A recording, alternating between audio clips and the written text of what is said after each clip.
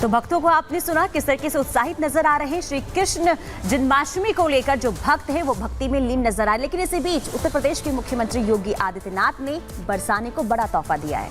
बरसाने को तोहफे में रोपवे दिया गया है, जिसकी वजह से अब 350 सीढ़ियां नहीं चढ़नी पड़ेगी, बल्कि आप उड़न खटोले में बैठ करके सीधे मंदिर में जाकर के दर्शन कर सकते हैं।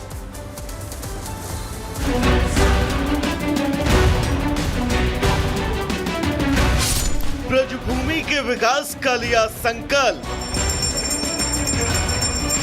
कान्हा की नगरी का होगा कायाकल्प।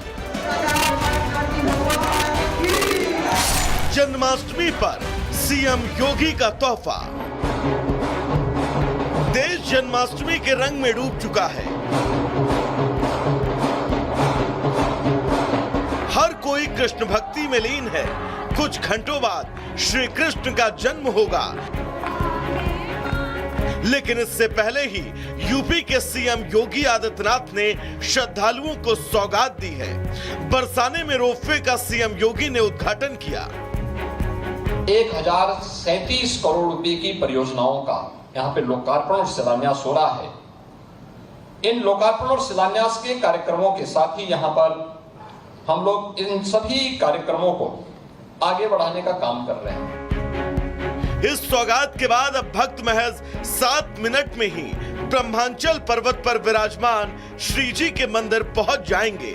ये रोपवे उत्तर प्रदेश का तीसरा और पश्चिमी यूपी का पहला रोपवे है।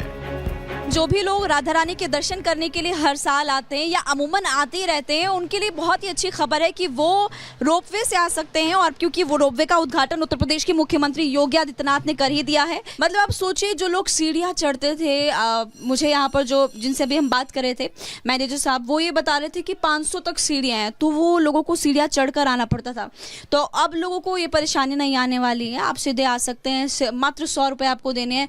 ऊपर आप रोपवे आएंगे और वहाँ से नीचे भी आप आ जाएंगे मात्र 100 रुपये में, और कुछ ही मिनटों में जो दूरी है वो खत्म हो जाएगी। हमारी टीम ने रोपवे मैनेजर से बात की।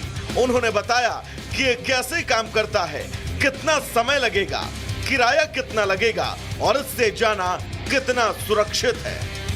ये सब हमारा जो भी सिस्टम है सर इम्पोर्टेड है। इसमें आपका सेफ्टी का बहुत ही अच्छा ध्यान रखा गया है। जैसे कि बाहर रोपवे में होता है, हम लोग के यहाँ पे लिमिट स्विचेस है, टावर का रोप डिरेलमेंट लिमिट स्विचेस होती है, सेफ्टी है।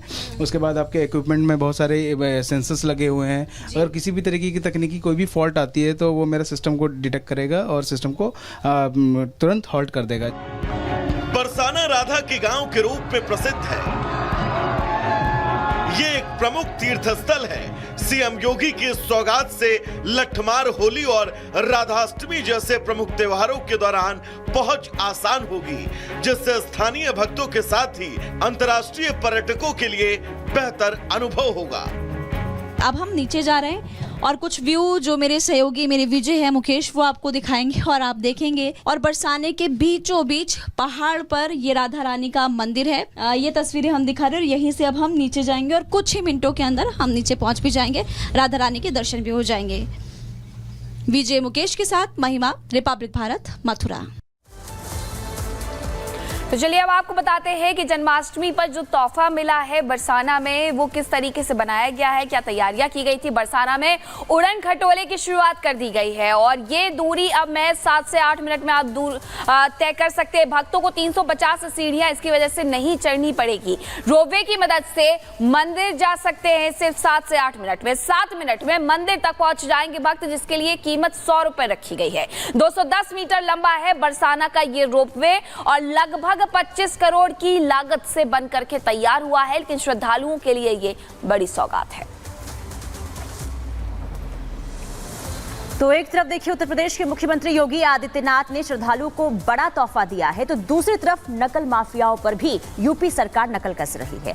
दरअसल आपको बता दें कि नकेल कसी जा रही है जहां माफियाओं पर, तो दूसरी तरफ आपको बता दें कि जहां उत्तर प्रदेश में लगातार पुलिस भर्ती की परीक्षा जारी है और इसी बीच एक चौंकाने वाली जो खबर है वो सामने आई है, जो आंकड़े हैं वो सामने आई है। आपको बता दें कि जो फर्जी परीक्षार्थी हैं वो अब परीक्षा देने पहुंच नहीं रहे। क्यों? क्योंकि वहां पर सख्त पहरा नजर आ रहा है। रिपोर्ट के जरिए आपको दिखाते हैं।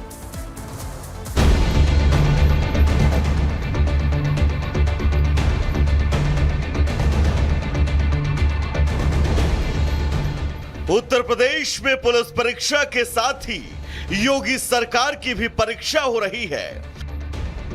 इस परीक्षा में हर दिन योगी पूरे नंबर के साथ पास हो रहे हैं। योगी की सख्ती से पूरे यूपी में परीक्षा केंद्रों पर हड़कंप है। जो नकल के सहारे पेपर की तैयारी कर रहे थे वो अब परीक्षा केंद्रों से लापता हो गए।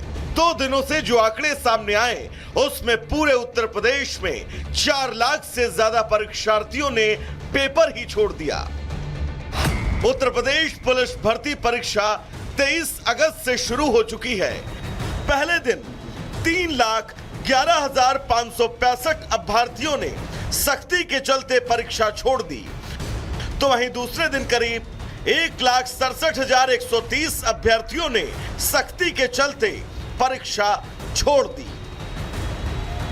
उत्तर प्रदेश पुलिस परीक्षा छोड़ अंडरग्राउंड होने वालों के अलावा और भी कई आंकड़े हैं जो चौंकाने वाले हैं।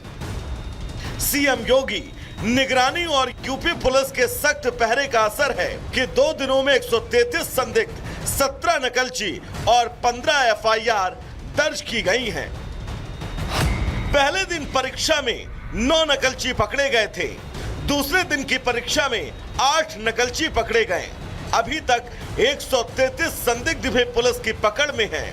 अलग अलग परीक्षा केंद्रों पर 15 एफआईआर दर्ज करवाई गई हैं। अभी तक 3 दिनों की परीक्षा पूरी हो चुकी है। अब 30 और 31 अगस्त को चौथे और 5वें चरण की परीक्षा होनी है। ब्यूरो रिपोर्ट और रिपब्लिक भारत।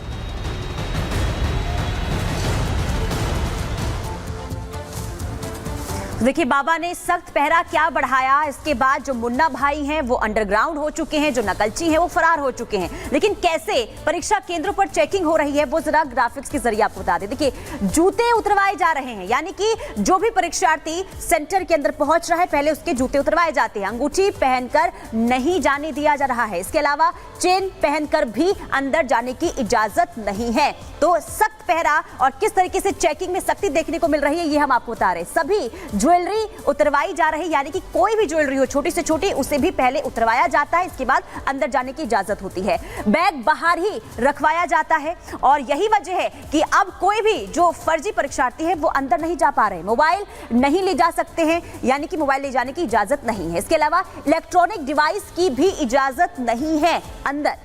केंद्र से आसपास रास्तों को जो है पूरी तरीके से सीसीटीवी कैमरों से लैस कर दिया गया है। इलाके में ड्रोन से भी निगरानी रखी जा रही है। इसके अलावा सुरक्षा के लिए 3 स्तरीय व्यवस्था की गई है। वहीं एलआईयू के जवान सादी वर्दी में वहां पर तैनात हैं। इसके अलावा पुलिस के सिपाही जांच में लगाए गए हैं जो निगरानी रख रहे हैं। पीएसी के जवान सुरक्षा में तैनात हैं, यानी कि देखिए चप्पे चप्पे पर जवानों की तैनाती नजर आ रही है। और यही वजह है कि मुन्ना भाई अब परीक्षा केंद्र के आसपास नजर भी नहीं आ रहे, भटक भी नहीं रहे।